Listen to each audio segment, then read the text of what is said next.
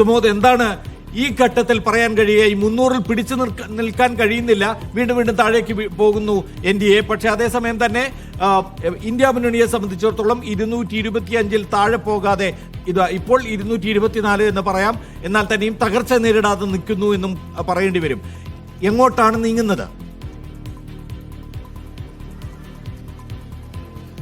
പ്രമോദ്, ഇപ്പോൾ നാടോടിക്കാറ്റിൽ പറയുന്ന പോലെ ഗണ്ണ് മലപ്പുറം കത്തി ഒടുവിൽ പവനായി ശവമായി എന്ന് പറയുന്ന ഒരു അവസ്ഥയിലേക്കാണ് ഇപ്പോൾ BJP പോയിക്കൊണ്ടിരിക്കുന്നത്. കാരണം BJPയുടെ ലീഡിംഗ് നില ഇപ്പോൾ 242 മാത്രമാണ്. BJP ഒറ്റക്കെടുക്കുകയാണെങ്കിൽ അവർ 242 സീറ്റിലാണ് ലീഡ് ചെയ്തിരിക്കുന്നത്. അവരുടെ സഖ്യകക്ഷികളായിട്ടുള്ള TDP 16 സീറ്റിലും JDU 15 സീറ്റിലുമാണ് ലീഡ് ചെയ്യുന്നത്. കാര്യം TDPയുടെയൊക്കെ തന്നെ നേരത്തെയുള്ളൊരു കാലം നമ്മൾ എടുത്തു നോക്കുകയാണെങ്കിൽ വാജ്പേയി മന്ത്രിസഭ അത് താഴെ പോയി കഴിഞ്ഞപ്പോൾ മണിക്കൂറുകൾക്കുള്ളിൽ തന്നെ കളം മാറിയ ആളുകളാണ്. മാത്രമല്ല JDU നിതീഷ് കുമാറിനെ കുർസിക്കുമാർ എന്നാണ് അറിയപ്പെടുന്നത്. അതായത് തരാതരം പോലെ ഒരു കളം മാറുന്ന ഒരു നേതാവാണ് അദ്ദേഹം. അതുകൊണ്ട് അദ്ദേഹത്തിന് പ്രധാനമന്ത്രി സ്ഥാനാർത്ഥിയാക്കുകയാണെങ്കിൽ ഒരുപക്ഷെ ഇന്ത്യ മുന്നണി അധികാരത്തിലേക്ക് വരാൻ പോലും പറ്റുന്ന തരത്തിലേക്കുള്ള ഒരു രാഷ്ട്രീയ സാഹചര്യം ഉണ്ടാകും എന്ന രീതിയിലാണ് ഇപ്പോൾ കണക്ക് കൂട്ടിക്കൊണ്ടിരിക്കുന്നത്. കാരണം ഇപ്പോൾ ലീഡ് നില മാത്രമാണ് വന്നെങ്കിൽ പോലും ഇന്നലെ തേജസ്വി യാദവ് പറഞ്ഞത് ചാച്ചയോട് സംസാരിച്ചു, ചാച്ച ഒരു പ്രധാനപ്പെട്ട ഒരു തീരുമാനം എടുക്കുമെന്നാണ് പറഞ്ഞിരിക്കുന്നത്. അതുകൊണ്ട് ഒരു വിശ്വാസ്യത ഇല്ലാത്ത ഒരു നേതാവ്, അത് BJPയുടെ ഒപ്പം തന്നെ ഉറച്ചു നിൽക്കുമെന്ന് ഒരു വിശ്വാസ്യത അവർക്ക് പോലും ഇല്ലാത്തൊരു നേതാവാണ് നിതീഷ് കുമാർ. അങ്ങനെ ഈ തരത്തിലുള്ള സഖ്യകക്ഷികളെ മാറ്റി നിർത്തി കഴിഞ്ഞാൽ 272 എന്ന മാന്ത്രിക സംഖ്യ ഒറ്റയ്ക്ക് കടക്കാൻ BJPക്ക് കഴിഞ്ഞിട്ടില്ല. ഇതുവരെയുള്ള ലീഡ് സൂചന അനുസരിച്ച് കഴിഞ്ഞിട്ടില്ല. സാധാരണ ഈ 272 കഴിഞ്ഞിട്ട് ഒരു 303 സീറ്റുകളിലേക്ക് എത്തിക്കഴിയുമ്പോഴാണ് BJP അവരുടെ സ്വന്തം അജണ്ട നടപ്പാക്കിക്കൊണ്ടിരിക്കുന്നത്. ഇത് BJP സർക്കാർ ഉണ്ടാക്കിയാൽ തന്നെ അതൊരു ഏച്ചുകെട്ടിയ ഒരു മന്ത്രിസഭയിലേക്ക് തന്നെ കാര്യങ്ങൾ എത്തിച്ചേരുന്ന തരത്തിലാണ് കാര്യങ്ങൾ പോകുന്നത്. മാത്രമല്ല നരേന്ദ്രമോദി അടുത്ത വിദേശയാത്രക്ക് അടുത്ത സംഘടനാ യോഗത്തിൽ പങ്കെടുക്കാൻ വേണ്ടി ഡേറ്റ് ഉണ്ടാക്കിയിരിക്കുന്നു. മാത്രമല്ല ഒരു 100 ദിവസത്തെ കർമ്മപരിപാടി എങ്ങനെയാണെന്നുള്ള ഒരു ആസൂത്രണം ചെയ്യുന്ന യോഗമാണ് കഴിഞ്ഞ ദിവസം നടത്തിയത്.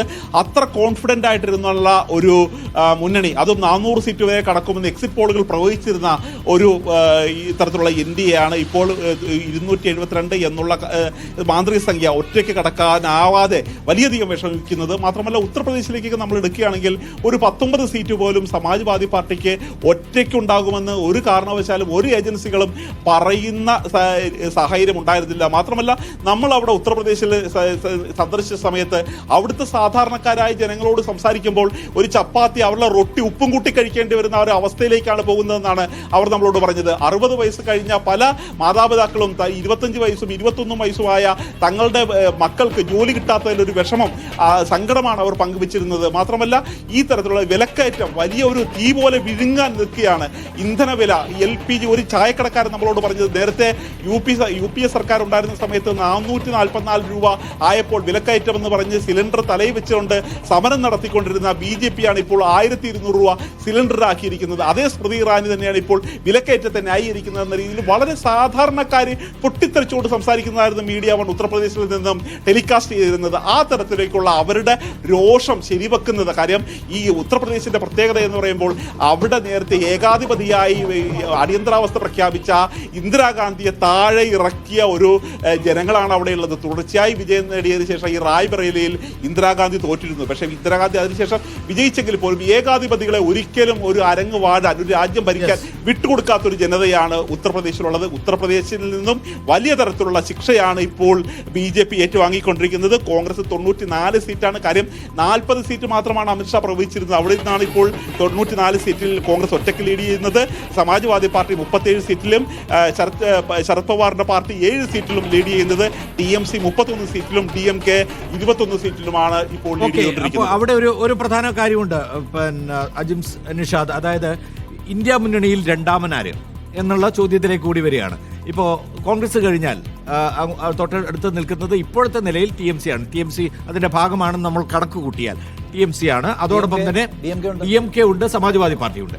അപ്പോൾ കരുത്തരായ രണ്ടാമത്തെ വലിയ പാർട്ടി DMK ആണ്. DMK ആണ്. DMK 36 സീറ്റായി. 36 മറ്റേത് 31 അല്ലേ? TMC 31. ശരിയാണ്. DMK വരുന്നു, TMC വരുന്നു. ഇനിയിപ്പോൾ ഒരുപക്ഷെ സമാജ്വാദി പാർട്ടിയുടെ അവരുടെ മാത്രമായി എത്ര സീറ്റാണ് എന്നുള്ളതും കൂടി നോക്കേണ്ടി വരും തോന്നുന്നു. സമാജ്വാദി എബോവ് ആയി. അപ്പോൾ വളരെ കരുത്തരായ 3 പ്രാദേശിക കക്ഷികൾ ഉൾക്കൊള്ളുന്ന ഒരു മുന്നണിയായി മാറുകയാണ് ഇന്ത്യ മുന്നണി എന്ന് പറയുന്നത്. അത് സാധാരണ നിലയിൽ ഈ ഏകപക്ഷീയമായ തീരുമാനങ്ങൾ അടിച്ചേൽപ്പിക്കുന്ന ഒരു ഒരു ഒരു ഒരു സർക്കാരിന് ബദലായി അതിനെ ചെറുത്ത് നിൽക്കാൻ കഴിയുന്ന ഇപ്പോൾ ഫെഡറലിസം എന്ന് പറയുന്നത് ഏറ്റവും അപകടകരമായ അവസ്ഥയിലേക്ക് പോയിരിക്കുന്ന ഒരു സാഹചര്യമാണിത്. നമുക്ക് ഇനി അടുത്ത ഘട്ടത്തിൽ വേണമെങ്കിൽ ഒരുപക്ഷെ DMK, TMC, അതുപോലെ തന്നെ കേരളത്തിൽ നിന്ന് കോൺഗ്രസ്, ഇങ്ങനെ ഇവരെ എല്ലാവരെയും ചേർത്ത് ഫെഡറലിസം സംരക്ഷിക്കാനുള്ള ഒരു മൂവ്മെന്റ് അങ്ങ് തുടങ്ങാമെന്നേ. എന്താ കുഴപ്പം? യെസ്, എന്തായാലും ഒരു പ്രതിപക്ഷ സഖ്യം, ഒരു പ്രതിരോധ സഖ്യം എന്ന് പറഞ്ഞ ആശയത്തിന് ബലം കൊടുക്കുന്നു. ഇത് നാളെ ഏതു തെരഞ്ഞെടുപ്പിനെ അഭിമുഖീകരിക്കുമ്പോഴും വിജയസാധ്യതയുള്ള ഒരു ഫോർമുല എന്ന നിലയ്ക്ക് ഇത് പ്രൂവൺ. അതാണ് ഇതിന്റെ ഏറ്റവും വലിയ സംഗതി. അതായത് ഒരു ഏച്ചു കെട്ടിയ സഖ്യം ഉണ്ടാക്കിയിട്ട് മോദിക്കെതിരെ ഒന്നും ചെയ്യാൻ പോകുന്നില്ല നിങ്ങളെന്ന ആക്ഷേപവാചകങ്ങളെ ഫലപ്രദമായി മറികടന്നിരിക്കുന്നു ഈ സഖ്യം. അതാണ് ഇതൊരു വിജയ ഫോർമുലയാണ്, ഇതൊരു മോഡലാണ്. എണ്ണിപ്പറയും ഓരോ വോട്ടും. June 4 media 1-നൊപ്പം.